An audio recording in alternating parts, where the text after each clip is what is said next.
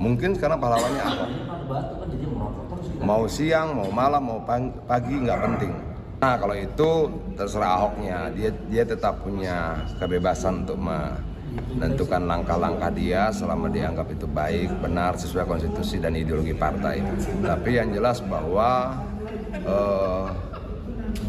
kita tidak mengenal pahlawan kesiangan. Setiap orang harus berjuang.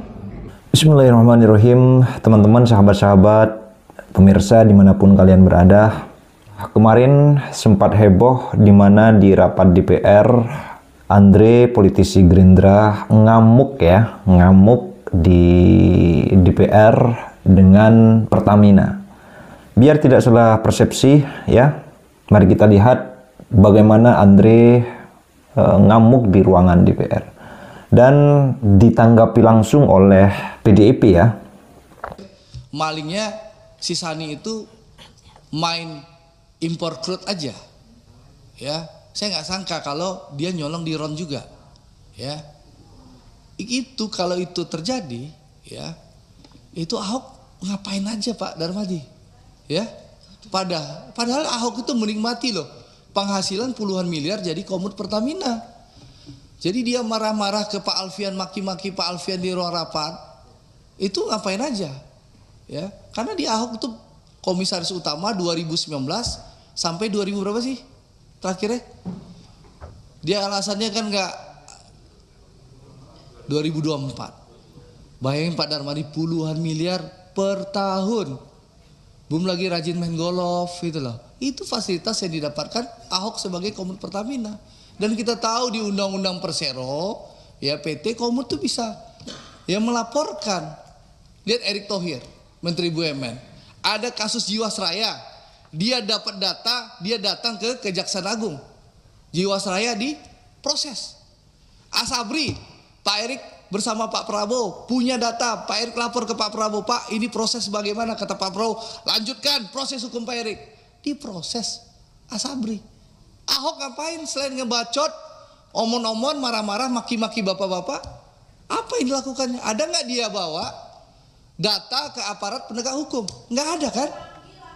Ngapain dipanggil?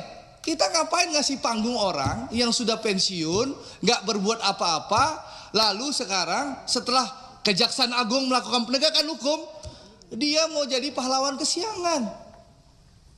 Ya, ini kan pahlawan kesiangan. Untuk apa? Kalau dia punya data, harusnya dia jadi komut, dia bawa datanya ke Kejaksaan Agung, ke KPK atau ke kepolisian. Itu baru kerja pengawasan. Kalau sekarang setelah Jaksa Agung di era Prabowo melakukan penangkapan, lalu dia ngebacot. Oh, kalau saya bisa, saya punya data. Lu ngapain aja lu bro selama ini gitu loh. Ini kan orang sudah pensiun, nggak punya panggung politik, memanfaatkan kehebatan Kejaksaan Agung di era Prabowo untuk numpang tenar kembali supaya populer lagi.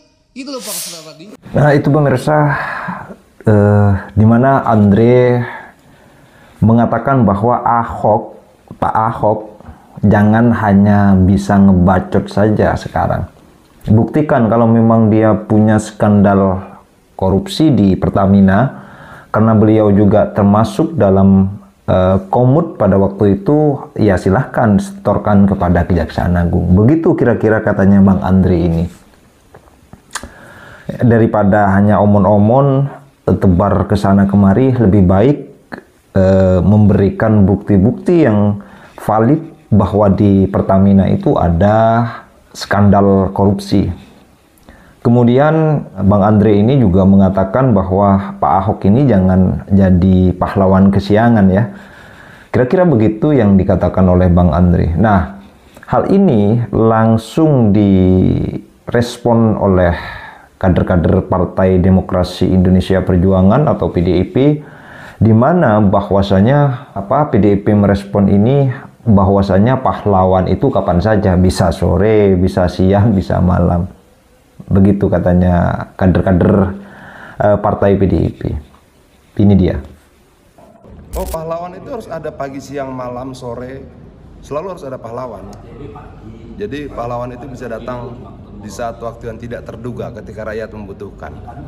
Orang katakan bahwa setiap peristiwa, setiap zaman akan melahirkan pahlawannya masing-masing. Mungkin sekarang pahlawannya Ahok. Mau siang, mau malam, mau pagi nggak penting.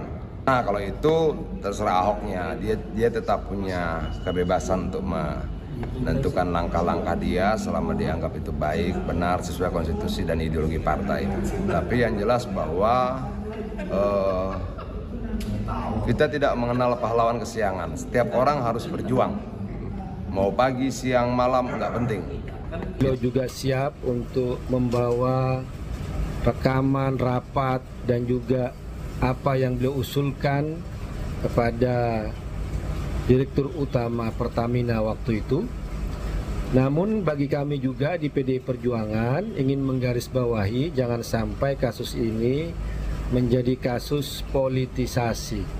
Kira-kira begitu ya pemirsa ya, video hari ini. Apa yang dikatakan, sebenarnya apa yang dikatakan oleh Bang Andre ini ada benarnya juga.